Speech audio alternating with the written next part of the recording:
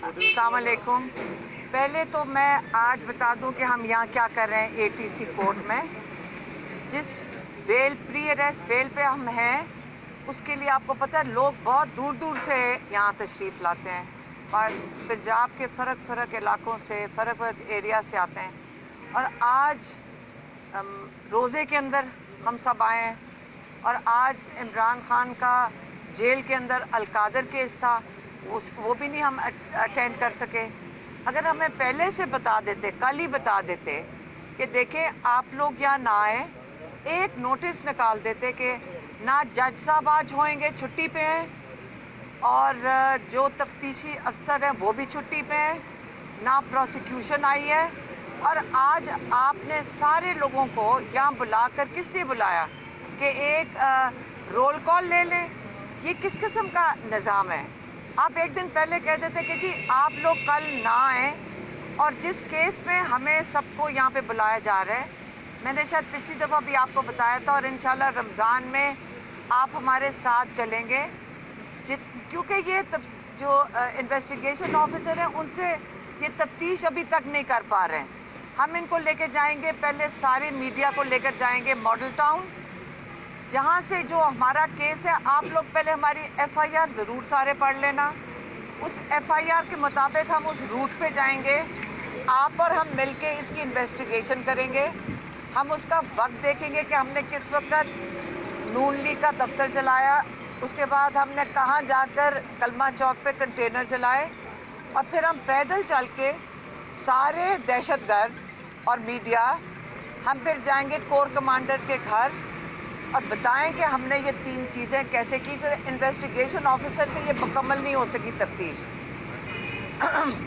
तो इंशाल्लाह रमज़ान में हम इसके बारे में आपको टाइम बताएंगे और आप हमारे साथ चलना, और रोज़ा खोल के चलेंगे, नहीं तो ये बहुत लंबा रूट है, हमें रोज़े के अंदर नहीं हम जाएंगे, रोज़ा खोल के तरावियों के बाद हम इस रूट पे चलेंगे। दूसरा, आपको पता है कि इमरान खान का केस अब हाई कोर्ट में आ गया है। आमिर फारूक और मियां गुल हसन जज हैं, उनके सामने ये पेश हुआ है। लोग पूछते हैं कि इमरान खान रिहा कैसे होंगे, ये बहुत लोग पूछते हैं, और ये मैं बताना चाहती हूँ, ये जो अहमकाना और बोगस केसेस थे जो ट्रायल कोर्ट में चले, ये इतने बोगस हैं कि ये जब हाई कोर्ट में जाएंगे, हाई कोर्ट के जज मजबूर हो जाएंगे कि इनकी कन्विक्शन ख़त्म करनी पड़ेगी। आप सुन ले गौर से कि जजेस के पास कोई ऑप्शन नहीं होगी कि ये कन्विक्शन ओवरटर्न करें।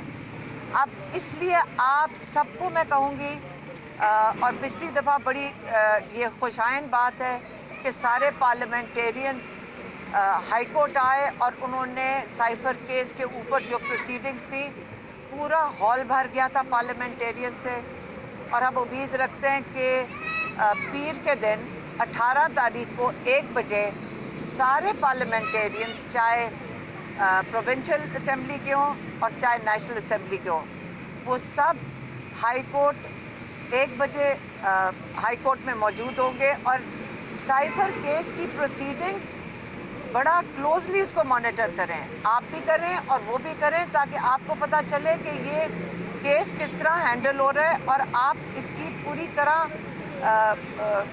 इसकी खबर दें बाहर आकर। आप मीडिया का काम है कि उसके ऊपर अच्छी तरह खबर दें और एक्सप्लेन करें कि ये साइफर केस क्या था और हाई कोर्ट में कैसे हैंडल हो रहा है। अभी तो लगा है केस, हम दुआ कर सकते हैं कि इंशाल्लाह आमिर फारूक भी इसके ऊपर इंसाफ करेंगे। आप उन पे एतमाद करती हैं? देखिए, हम एतमाद, उनके पास रिकॉर्ड से तो कोई भी नहीं एतमाद करेगा, लेकिन आपको क्या पता है कि इंसान किस वक्त अल्लाह ताला का खौफ आ जाए और आप इंसाफ देने पे मजबूर हो जाए। उम्मीद कभी नहीं ख़त्म करनी चाहिए इंसान से। मुझे इस वक्त कोई डिटेल्स नहीं इस चीज़ की पता। इस वक्त हमारा जो फोकस है वो है इमरान खान को रिहा करवाने के लिए, और रिहा तब होंगे जब हाई कोर्ट इनको रिलीफ देगा। और हम आपसे अपील करते हैं कि आप इस केस की तफसीलात, ये बड़ी अहम तफसीलात हैं साइफर केस की, आप ये सोचें कि ये 10-10 साल की कैद शाह महमूद और इमरान खान को इसलिए है क्योंकि वो, उन्होंने क्या कहा था जज ने, एक कागज़ का टुकड़ा तुमने गंवा दिया है। आप फिर से सुन लें, एक कागज़ का टुकड़ा गुमाया गया है। ایک دفعہ کسی نے نہیں پوچھا جو سپریم کورٹ کے اندر سائفر کا بھیجا گیا تھا. جب سپریم کورٹ کے اندر آپ کو پتا ہے کہ سائفر کا جو کاغذ ہے وہ اس کو ڈی کلاسیفائی کر کے chief justice of supreme court کے پاس پڑا ہے. اب پہلے تو اس کو کھولنا چاہیے. اب دوسری بات یہ بھی سمجھ لیں ہمارے کورٹس تو نہیں بلا رہے ان کو, ہمارے پارلیمنٹیرینز بھی نہیں بات کرتے کہ ہمارے ساتھ ایک کنسپریسی ہوئی ہے.